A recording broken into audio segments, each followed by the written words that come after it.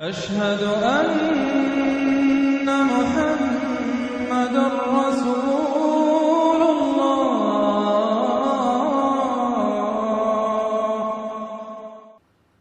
جزاک اللہ ڈاکٹر صاحب. اب میں سوال و جواب کے سیشن کی طرف چل رہا ہوں. پہلا سوال محمد عادل ہیں. What are the rights of a non Muslim in a Muslim state? Kindly explain the concept of جزیہ. یہ بڑا اچھا سوال ہے. میں مسلم اسٹیٹ کا تو نہیں کہتا، اس لیے کہ وہ تو آج کل اس سے سیکولر نظاموں پر چل رہے ہیں، ایکول سٹیزن شمار ہوتے ہیں. لیکن اسلامک اسٹیٹ میں یہ ہے کہ نان مسلم ول بی مائنورٹیز. جیسے میں نے کہا، یہاں مسلمانوں کو مائنورٹی اسٹیٹس اپنے لیے قبول کر لینا چاہیے، کیونکہ آپ نے ایک علیحدہ قوم ہونے کے مطالبے پر اور دعوے پر آپ نے یہ تو ہندوؤں کے لیے تو بھارت ماتا اتنا ہی متبرک تھا جتنا کہ گو ماتا. آپ نے اس کے ٹکڑے کرا دیے، اور اس میں بڑا ہاتھ آپ لوگوں کا ہے، آپ کے آباء و اجداد کا ہے، ہندوستان کے رہنے والوں کا ہے. مسلم لیگ کی قیادت بیسیکلی مائنورٹی پروونسز سے تھی.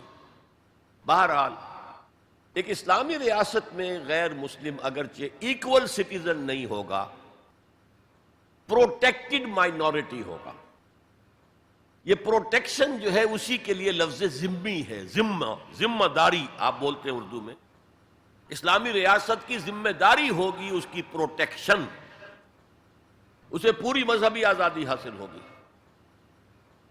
اس کی عبادت گاہوں کی حفاظت مسجدوں سے زیادہ کی جائے گی. یہ سورہ حج کی ایک آیت ہے، لَهُدِّمَ الصَّوَامِعُ وَبِيَعٌ وَصَلَوَاتٌ وَمَسَاجِدُ يُذْكَرُ فِيهَا اسْمُ اللَّهِ كَثِيرًا.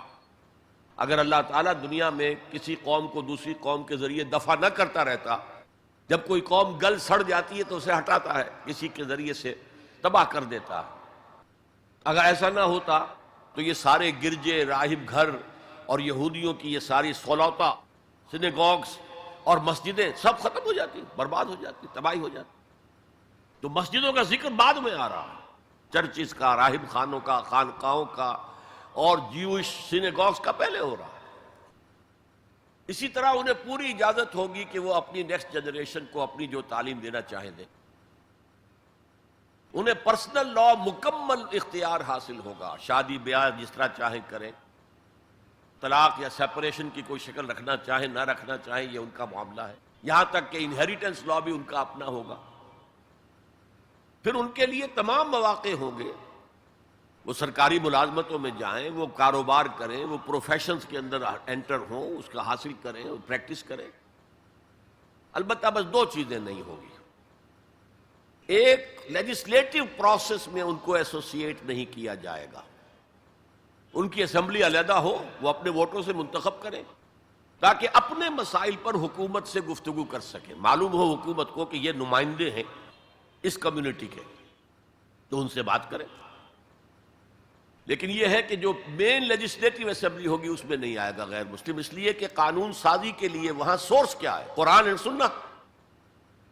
دے بلیو ان نائدر، نہ قرآن کو مانتے ہیں نہ رسول کو مانتے ہیں کہ اس کی سنت کی کوئی حیثیت ہو. تو اٹس ایبسولوٹلی لاجیکل. اور دوسرے یہ کہ جو ریاست کے ہائیسٹ لیول کی پالیسی میکنگ ہوگی اس میں ایسوسیٹ نہیں کیا جائے گا، کیونکہ اسلامک اسٹیٹ کی ہائیسٹ پالیسی کیا ہوگی؟ To propagate Islam, to export the Islamic revolution, and from a non-Muslim we can't expect to subscribe to this object. دو چیزیں ہیں یہ جن میں باقی وہ فوجی ملازمت ان پر لازم نہیں ہوگی، مسلمانوں پر لازم ہوگی. جب چاہیں گے مسلمان جو ہے ان کو لے آیا جائے گا، ان پر نہیں ہوگی. وہ چاہیں تو شامل ہو جائیں، نہ چاہیں تو نہیں، ان پر جبر نہیں ہوگا. جزیہ اصل میں اسی کی جزا ہے. جزیہ بنا جزا سے، یہ ٹیکس ہے. مسلمان زکوٰۃ دے گا، 2.5% دے گا اپنی ٹوٹل جو بھی اس کا، اس کے اوپر اس کو 2.5% دینا. یہاں انڈیویجول جو ہے غیر مسلم ان پر ٹیکس. تو ہم اس وقت جو ریاستیں سیکولر ہیں ہم سب جزیہ دے رہے ہیں، ٹیکس دے رہے ہیں کہ نہیں دے رہے؟ تو یہ اصل میں جزا ہے. تو ایک تو ذمہ کا لفظ گالی بنا دیا گیا، حالانکہ ذمہ کے معنی ہے جن کی پروٹیکشن کی ذمہ داری اسلامی حکومت لیتی ہے. اور نمبر 2 جزیہ ٹیکس ہے ایک. باقی یہ ہے کہ انہیں باقی ساری آزادیاں حاصل ہوں گی. تو یہ ہے اسلامی ریاست میں غیر مسلموں کا سٹیٹس اور ان کے حقوق، جیسے کہ میں سمجھتا ہوں، واللہ عالم۔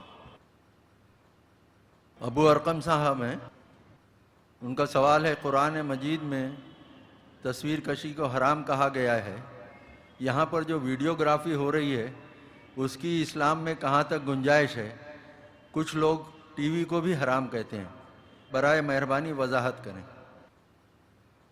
ایک تو آپ کو مغالطہ یہ ہے کہ قرآن مجید میں تصویر کشی کو حرام قرار دیا گیا ہے، قرآن میں کہیں یہ حکم موجود نہیں ہے، بلکہ قرآن میں تو حضرت سلیمان کے بارے میں آتا ہے کہ ان کے لیے جو جنات جو تھے ان کی غلامی میں وہ تماثیل بھی بناتے تھے، مجسمے بھی بناتے تھے، تو مجسمہ سازی بھی حرام نہیں تھی اس وقت۔ اصل میں یہ حدیث نبوی ہے صلی اللہ علیہ وسلم کہ تصویر بنانا اور مجسمہ بنانا جاندار چیز کا وہ حرام ہے۔ میں اس وقت تک کیمرہ ایجاد نہیں ہوا تھا، بلکہ ہاتھ سے تصویر بنتی تھی، جاندار کی تصویر بن رہی ہے تو ہاتھ سے، مجسمہ بن رہا ہے تو ہاتھ سے، تو اس کے تو حرمت پر پوری امت متفق ہے۔ لیکن جب کیمرہ ایجاد ہو گیا تو ایک نئی چیز آ گئی نا، اس میں اختلاف ہو گیا۔ جیسے شاید آپ کے علم میں ہو، لاؤڈ سپیکر پر ہمارے بڑے بڑے علماء کا فتویٰ تھا اذان حرام ہے، خطبہ حرام ہے، اور فتویٰ کس کا؟ مولانا اشرف علی تھانوی رحمۃ اللہ علیہ کا۔ ایک نئی چیز آئی تھی، اس کے بارے میں ان کی رائے ہوئی، لیکن آج آپ کو معلوم ہے کون سی تھانوی مسجد ہے کہ جس میں اذان جو ہے لاؤڈ سپیکر پر نہیں ہوتی اور خطبہ جو ہے وہ لاؤڈ سپیکر پر نہیں ہوتا۔ تو نئی چیز کے آنے پر جو ہے یقیناً اختلاف رائے کے پیدا ہونے کا امکان ہے۔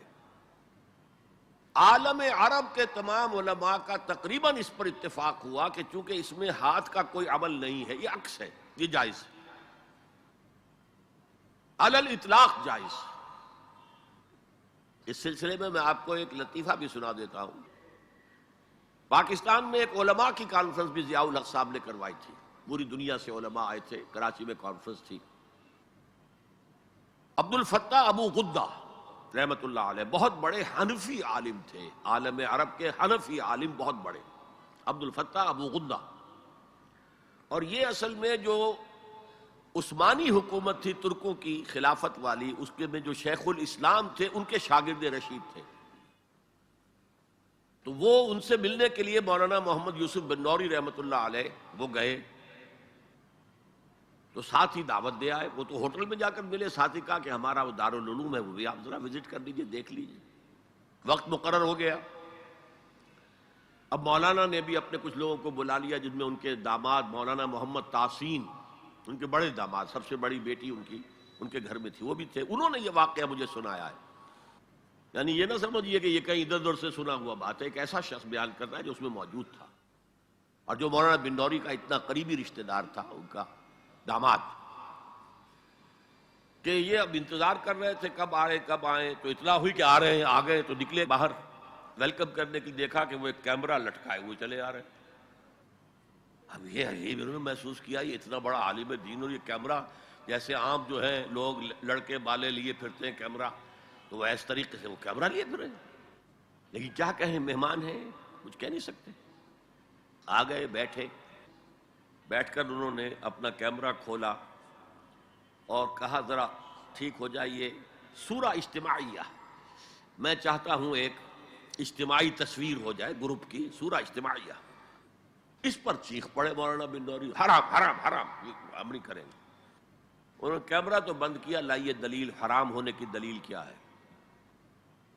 جو دلیل انہوں نے دی وہ کاٹ دی، جو دلیل دی وہ کاٹ دی، جو دلیل دی وہ کاٹ دی۔ آخر میں مولانا بنوری کو کہنا پڑا کہ ٹھیک ہے یہ حرام نہیں ہے، لیکن یہ خلاف تقویٰ ہے۔ آپ نے کہا ٹھیک ہے، آپ اس پر قائم رہیں، خلاف تقویٰ ہے، مجھے اس پر کوئی وہ نہیں ہے، لیکن یہ کہ آپ حرام کہیں گے تو مجھے دلیل دینی پڑے گی۔ آپ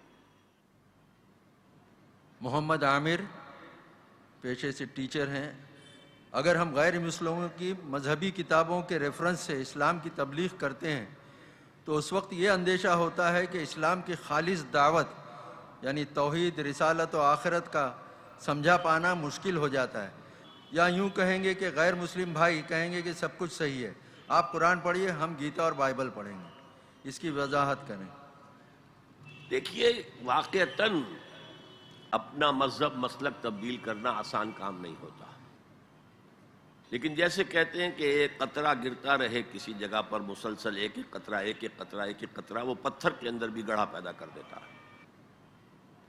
continue, keep this process continued, کرتے رہیے، اور یہ نہ سمجھیے آپ کی کسی نہ کسی بات کا اس کے دل پر اثر ہوتا ہے، چاہے ابھی نہیں مان رہا ہو، لیکن یہ کہ دل پر اثر ہوتا ہے۔ اللہ کو اگر منظور ہوگا وہ اسلام کو پہچان لے گا، قبول کر لے گا، ورنہ آپ اللہ کے ہاں آپ کو اجر ملے گا، آپ کو بدلہ ملے گا۔ ایک خاتون ہیں مریم، ان کا سوال ہے کہ اگر انڈیا اور پاکستان نہیں بنتے تو آپ کی نظر میں آج اسلام کس حالت میں ہوتا؟ بڑا سینسیٹیو کویسچن ہے اور پولیٹیکل کویسچن ہے۔ میں نہیں چاہتا یہاں، اگرچہ میں نے آج مشورہ دیا ہے جس کا تعلق پولیٹیکل ایٹیٹیوڈ سے ہے، میرے نزدیک اس وقت اگر ملک متحد ہوتا تو جو جذبات اندر جو پلے ہوئے تھے، جو ہے پھوڑا، وہ پکا ہوا تھا، اس وقت اس کا ظہور بہت دوسری شکل میں ہوتا۔ اور میرے نزدیک یہ ملک علیحدہ بن جانے سے اور اس کے بعد اتنا وقت گزرنے سے جو سودنگ ہو گئی ہے، تو اب صورتحال جو ہے وہ بہتر ہو جائے گی انشاءاللہ۔ انہی خاتون کا ایک دوسرا حصہ ہے سوال کا، وہ بھی بڑا اہم ہے۔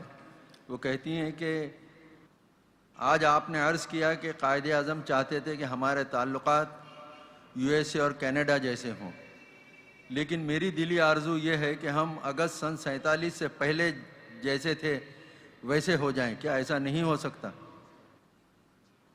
یہ تو اللہ کو معلوم ہے، ہو سکتا یا نہیں ہو سکتا۔ ظاہر بات ہے کہ ہر ہندو کے دل کی تو پکار یہی ہے کہ مہا بھارت دوبارہ وجود میں آ جائے اور یہ ٹکڑے ختم ہو جائیں، لیکن اللہ جانتا ہے کہ کیا بہتر ہے۔ اصل میں اگر ہمیں وہ خطہ نہ ملتا اور یہ جوائنٹ رہتا ایک ملک، تو یہاں کوئی امکان نہیں تھا کہ اسلامی نظام قائم ہو سکے، لیکن اس میں امکان اللہ نے پیدا کر دیا تھا۔ لیکن یہ کہ یہ دوسری بات ہے that we have failed up till now، اسلامی نظام کو ہم قائم نہیں کر سکے، it's our failure۔ لیکن اللہ نے ہمارے اوپر حجت قائم کر دی تھی کہ لو، یہ تمہیں چاہیے آزاد ملک اور تم کہتے ہو ہم اسلام قائم کرنے کے لیے، تو لو فننظر کیف تعملون، ہم دیکھیں گے تم کیا کرتے ہو۔ ایک صحافی ہیں، مخلص قوم کہتے ہیں، یہاں تو مسلمان سنی دیوبندی وغیرہ وغیرہ جماعتیں ایک دوسرے کے خلاف لڑائی میں ملوث ہیں، تو غیر قوم کیا اسلام کو قبول کرے گی؟ بالکل امبیڈکر کی طرح برائے کرم ان لوگوں کو ایک مضبوط فارمولا بتائیں جس سے یہ آپس میں نہ لڑیں اور اسلام کو چوٹ نہ پہنچے۔ میرا خیال ہے میں اس پر اپنی رائے آپ کو دے چکا ہوں۔ آپ قومی سطح کی گفتگو نہ کیجئے، ایک اصولی انقلابی دعوت پیش کیجئے۔ اگر ایک ہندو کمیونسٹ ہو سکتا ہے، وہ کسی ہندوستان کی ذہن کی پیداوار تو نہیں تھی، وہ تو مارکس اور اینجلز ان کی پیداوار تھی، لیکن ایک آئیڈیالوجی ہے، اس نے پوزیس کیا، اس نے اس کو قبول کیا۔ بدقسمتی سے ہمارے ہاں ایک بڑا پردہ حائل ہو گیا، یہ ہے ہمارے حکمران رہے ہیں، اس کا ایک نیگیٹو جو ہے احساسات جو ہیں یہاں کے ہندوؤں میں پیدا ہوئے، اور اسلام کو انہوں نے سمجھا یہ ہمارے ان دشمنوں کا مذہب ہے، ہم نے اس کو دیکھنا ہی نہیں، سوچنا ہی نہیں، اس کے بارے میں غور و فکر ہی نہیں کرنا۔ تو اب ضرورت ایک ایسی دعوت کی ہوگی کہ جو نیشنل لیول سے اوپر ہو کر ایک اصولی اور ایک نظریاتی دعوت کی حیثیت سے اسلام کو پیش کرے، اور اس میں ایمفیسائز کرے سوشل جسٹس کو۔ عقیدہ وغیرہ بعد میں لائے، سوشل جسٹس۔ ایک طالب علم ہیں فارق نائک، وہ کہتے ہیں کہ can you give us some good tips to become a دائی and how to do دعویٰ؟ داعی بننے کے لیے سب سے پہلے تو آپ خود قرآن کے اندر ڈوبیں، قرآن کی گہرائی میں اتریں، تاکہ آپ کا ایمان بہت گہرا ہو اور پختہ ہو۔ اس سے خود بخود ایک دھن پیدا ہو جائے گی، آپ میں ایک جذبہ پیدا ہو جائے گا۔ And where there's a will, there's a way۔ پھر آپ خود راستے تلاش کر لیں گے۔ کوئی راستہ آپ کو بتانے کی ضرورت نہیں ہے، اور اللہ کا وعدہ ہے والذین جاہدوا فینا لنہدینہم سبلنا، جو لوگ ہماری راہ میں جد و جہد کریں گے، محنت کریں گے، مشقت کریں گے، قربانیاں دیں گے، ہم ان کے لیے اپنے راستے کھولتے چلے جائیں گے، بتاتے رہیں گے، ان کو ہدایت کرتے رہیں گے، یہ اللہ کی طرف سے گائیڈنس آپ کو ملتی رہے گی۔ عبد القیوم صاحب ہیں، ہندوستان میں جو اسلام آیا اس کے 50 سال بعد انڈونیشیا اور ملیشیا میں اسلام آیا، لیکن ہندوستان میں 25% ہے، انڈونیشیا اور ملیشیا میں 80% ہے مسلمان، ایسا کیوں؟ دیکھیے، ایک بات میرے بیان میں رہ گئی تھی اور آپ کے سوال سے یاد آ گئی۔ میں نے کہا تھا کہ ہندوستان میں پہلا ورود اسلام کا ہوا یہ دور بنو امیہ میں محمد بن قاسم رحمۃ اللہ علیہ کے قیادت میں، اور یہ پھر جلدی ہی ریسیڈ کر گیا، واپس چلا گیا۔ اس کے بعد بھی عرب تاجروں کے ذریعے سے مسلسل اسلام آتا رہا ہے۔ یہ جو ویسٹ ساحل ہے، west coast of India, South India, اور یہ اسلام جو تھا چونکہ براہ راست عرب سے آ رہا تھا، یہ ترکستان سے ہو کر نہیں آیا تھا، لہذا یہ زیادہ حنفی نہیں بلکہ شافعی اسلام تھا۔ امام شافعی عرب تھے، امام ابو حنیفہ یہ ایرانی تھے، تو اس اعتبار سے یہاں کا اسلام جو ہے تاجروں کے ذریعے سے آیا، تلوار کے ذریعے سے نہیں آیا، تو یہ اسلام زیادہ مائلڈ بھی ہے، اس میں ایروگنس نہیں ہے۔ یہاں کے لوگ وہاں چونکہ تلوار کے ذریعے سے آیا، پہلے تلوار چلی اور پھر صوفیہ آئے ہیں، اس لیے ناردرن انڈیا کے مسلمانوں کا کردار اور ان کی شخصیت کے اجزاء ترکیبی کچھ مختلف ہیں، اور ساؤدرن انڈیا کے مسلمانوں کی شخصیتیں، سیرتیں، کردار کچھ مختلف ہیں۔ اچھا، انڈونیشیا وغیرہ میں، ملایا میں، سماٹرا میں کلیتاً تاجروں کے ذریعے سے گیا، اور تاجر ہمیشہ خوش اخلاق ہوتا ہے۔ تاجر کیسے ہو سکتا ہے بد اخلاقی کرے؟ اس کا سودا کون خریدے گا؟ خوش خلق، خوش اخلاق، تو ان کے ذریعے سے اسلام پھیلا ہے، اور محسوس ہوتا ہے کہ وہاں اس کے جواب میں کوئی تہذیب موجود نہیں تھی، کوئی فلسفہ نہیں تھا، تو sort of an empty land انہیں مل گئی تھی، لہذا اسلام وہاں پر جنگل کی آگ کی طرح پھیل گیا۔ اس کی میں مثال آپ کو دیتا ہوں۔ جب جزیرہ نما عرب سے اسلام نکلا ہے اور فتوحات کا دائرہ آیا، تو 3 کالمز تھے، ایک ایسٹ ورڈ، ایک ویسٹ ورڈ، ایک سیدھا شمال میں۔ سیدھا شمال میں جو گیا وہ تو پھر کوہ قاف جو ہے کوکیشیا، اس نے اس کو روک لیا، اس سے آگے نہیں جا سکا۔ مشرق میں عراق فتح کیا، ایران فتح کیا، خراسان فتح کیا، افغانستان فتح کیا، یہ اس سے ادھر آیا۔ مغرب میں شام کو فتح کر کے سینائی پیننسلا کراس کیا، ایجپٹ، شمالی افریقہ چلا گیا۔ اب آپ دیکھیے، شمالی افریقہ کی لوکل لینگویجز ختم ہو گئی، عربی رہ گئی، کیونکہ وہاں کلچرل خلا تھا، ویکوم تھا، کلچرل ویکوم تھا، وہاں کوئی تہذیب، کوئی تمدن، کوئی علم، کوئی منطق، کوئی فلسفہ تھا ہی نہیں، تو کسی اب لوکل لینگویج کا کوئی وہاں پہ سراغ ہی نہیں، وہ تو ساری عربی چھا گئی، عربی زبان ہے، معلوم ہوتا ہے کہ یہ ہمیشہ سے عربی بولتے آئے۔ لیکن ایسٹرن سائڈ پر ایران بہت یہ لوہے کا چنا تھا، اس کا کلچر تھا، اس کی تہذیب تھی، اس کا فلسفہ تھا، اس کی منطق تھی، لہذا یہاں عربی نے جمی، فارسی رہی۔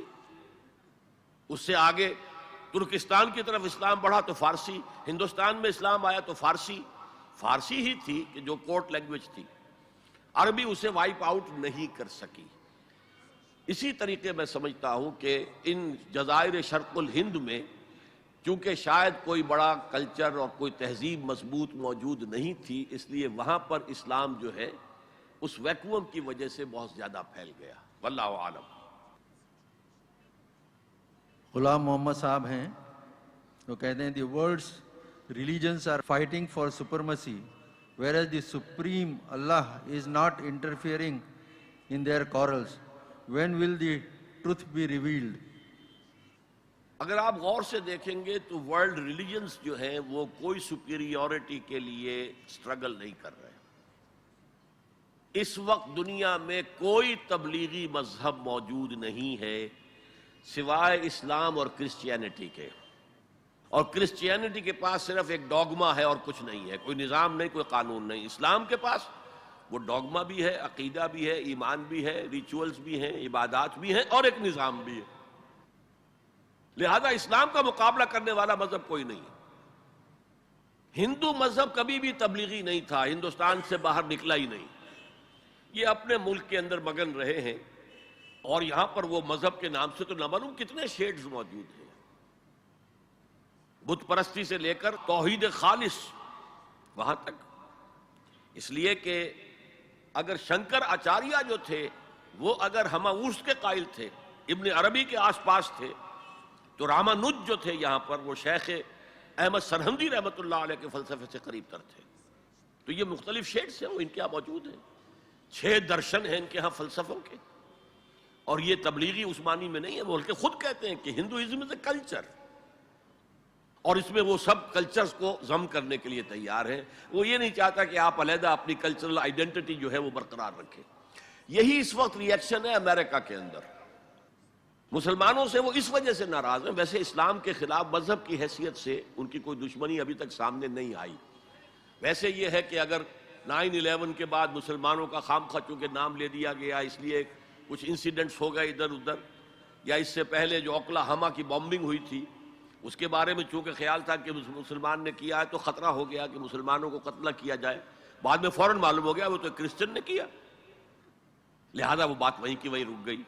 لیکن اب بھی انہیں ایک شکوہ مسلمانوں سے ہے کہ یہاں جو آیا وہ ہمارے کلچر میں جذب ہو گیا، چائنیز آئے انہوں نے ہمارا، کورینز آئے ہمارا کلچر لے لیا، اسی طرح ہندو بھی جاتے ہیں تو اکثر و بیشتر ان کے کلچر کو قبول کر لیتے ہیں۔ یہ تم نہیں ہمارے کلچر میں جذب ہوتے، تم علیحدہ رہتے ہو، you want to preserve your identity, اس حوالے سے انہیں کچھ کھلتا ہے معاملہ۔ تو یہی معاملہ ہندوستان کا تھا کہ وہ اس کلچرل جو ہے ہندوستان کی ایک ہوموجینٹی اس کو برقرار رکھنا چاہتے ہیں۔ اسی لیے وہ اکبر نے فارمولہ بنایا تھا دین الہی کا کہ سارے ان مذاہب کو جو ہے ہاون دستے میں ڈال کر کوٹ پیس کر ایک صفوف بنا دو، وہ سب میں تقسیم کر دو۔ اور یہی پھر بھرمو سماج کی تحریک راجہ رام موہن رائے کی، گاندھی جی ان کے بہت بڑے ایڈمائرر تھے، تو اسی طریقے سے گاندھی جی کا جو یہ ہوتا تھا پرارتھنا میں قرآن بھی پڑھایا جا رہا ہے، گیتا بھی پڑھی جا رہی ہے، اور گرو گرنتھ صاحب جو ہے ان کی بھی کچھ تلاوت ہو رہی ہے، تو یہ سب کچھ یہ کہ یہ مذہبی تقسیمیں جو ہیں سیاسی سطح پر ختم ہو جائیں، ہمیں ایک قوم بن جائے۔ لیکن مسلمان جو ہیں وہ اس اعتبار سے ایسیمیلیبل نہیں ہے، وہ ایسیمیلیٹ نہیں ہو سکتے۔ امت اللہ ایک خاتون ہیں، وہ کہتی ہیں کہ غیر مسلموں کو دعوت دینے پر زیادہ دھیان دینا چاہیے یا ہمارے مسلمان جو دین سے دور جا چکے ہیں ان پر محنت کرنا زیادہ ضروری ہے، یا دونوں کو ساتھ لے کر چلیں؟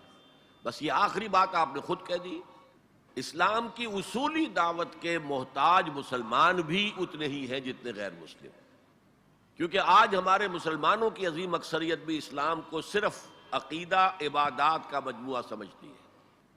چند سوشل کسٹمز ہیں، عید الفطر ہے، عید الاضحیٰ ہے، یہ ہم نے منانی ہے، ایک تیسری عید کا ہم نے اضافہ کر لیا ہے، عید میلاد النبی ہے، یہ ایک سوشل کسٹمز ہے۔ باقی یہ ہے کہ اور اس سے اوپر اسلام کے پولیٹیکو سوشو اکنامک سسٹم کا تصور مسلمانوں کی عظیم اکثریت کے ذہنوں میں ہے ہی نہیں، لہذا اسلام کی اصولی انقلابی دعوت کے محتاج مسلمان بھی اتنے ہی ہیں جتنے کہ غیر مسلم۔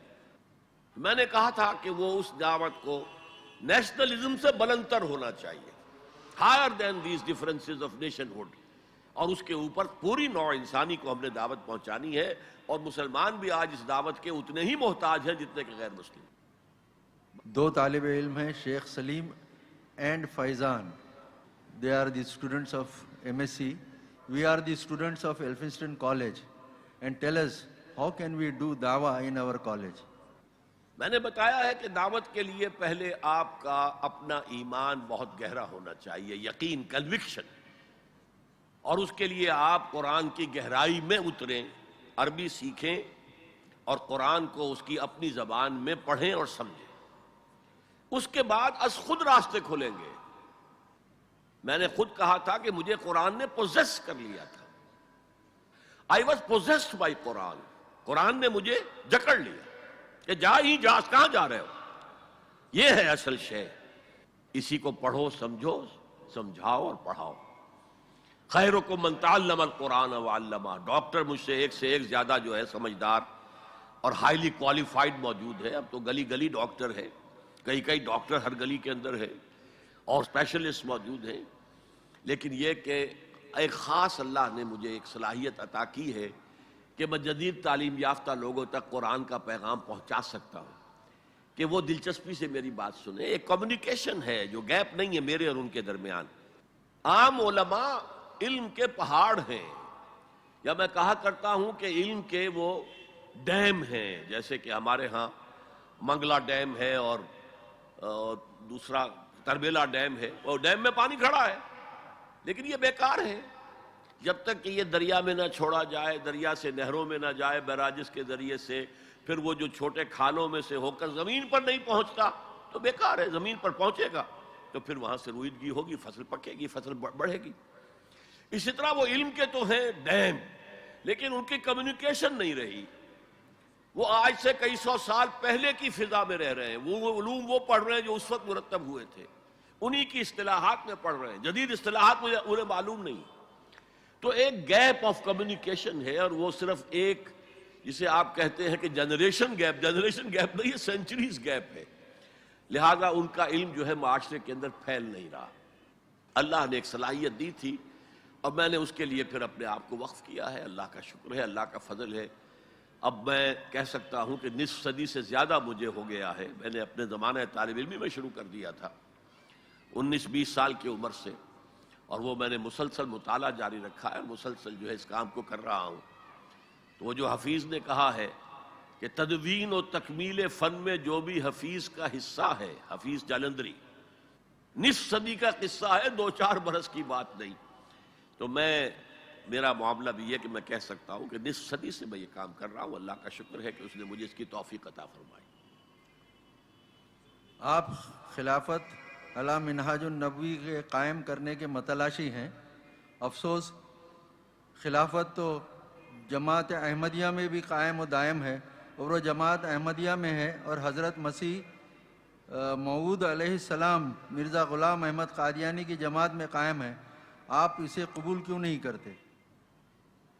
ویسے یہ تماشے والی بات ہے جو لکھی ہے. وہ خلیفہ کہاں کے ہیں؟ کوئی ملک ہے ان کے پاس؟ ایسے خلفاء تو ہمارے ہاں سینکڑوں موجود ہیں. مولانا تھانوی کے اتنے خلفاء ہیں، مولانا مدنی کے اتنے خلفاء ہیں، خلفاء کے خلفاء ہیں، خلفاء کے خلفاء کے خلفاء ہیں.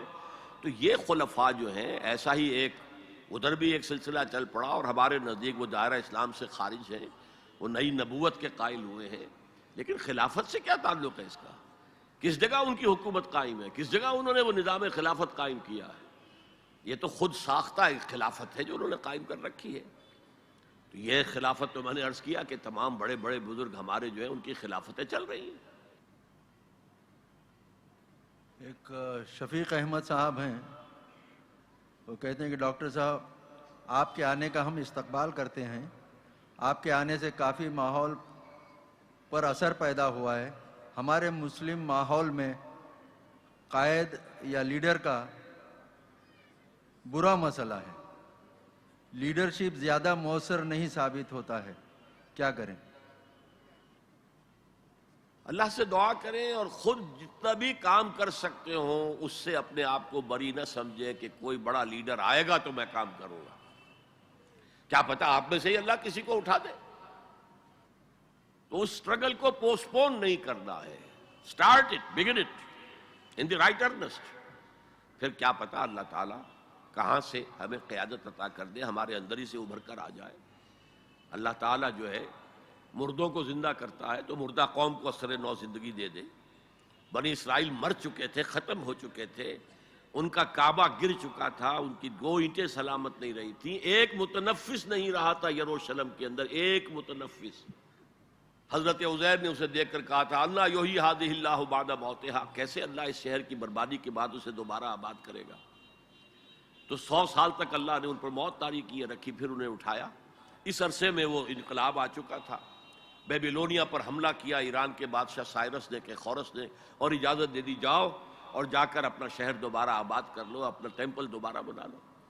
تو اللہ تعالیٰ مردوں کو زندہ کرتا ہے. کیا پتا ہماری مردہ قوم میں بھی زندگی پیدا ہو جائے، اور کیا پتا ہمارے ذریعے سے کسی غیر مسلم قوم تک پیغام پہنچ جائے جو زیادہ زندہ قوم ہو، جس میں نیسنٹ ہائیڈروجن جسے آپ کہتے ہیں، وہ نیسنٹ جو ہے پوٹینشیل موجود ہے. ٹھیک ہے، ذریعہ ہم بن جائیں. تاتاریوں کو آخر کنورٹ کر دیا تھا کہ نہیں؟ جن کی اسلام دشمنی جو ہے وہ آپ پر ظاہر ہے، میں اسے بیان کر چکا ہوں. لیکن ہے آیا فتنہ تاتار کے افسانے سے، پاسماں مل گئے کعبے کو سلم کھانے سے. سید حسن علی صاحب کہتے ہیں کہ مشرک کو اسلام کی دعوت کس طرح دی جائے کہ وہ مائل ہو جائے. اس کے لیے تو یہ ہے کہ آپ اس پوری کائنات سے گواہی لا سکتے ہیں کہ بھائی سوچو، یہ پوری ایک آرگنائزڈ ایک آرگینک ہول ہے یا نہیں ہے؟ ون ڈیزائنر، ون کریٹر، ایک ہی خدا ہے جو چلا رہا ہے اس کو، یہ مختلف خداؤں کی آماجگاہ نہیں ہے. بہرحال یہ قرآن مجید پڑھنے پر آمادہ کریں انہیں. اس طریقے سے اللہ تعالیٰ اگر چاہے گا تو اسے توفیق اسلام لانے کی میسر ہو جائے گی. حاضرین کرام، اللہ تعالیٰ کا احسان اور فضل و کرم ہے کہ آج ہم نے ڈاکٹر صاحب سے ایک بہت ہی پر اثر اور ایمان افروز تقریر سنی. اسی کے ساتھ آج کے اس نشست کا اختتام کا اعلان کرتا ہوں. سبحانک و بحمدک لا الہ الا انت نستغفرک و نتوب الیک.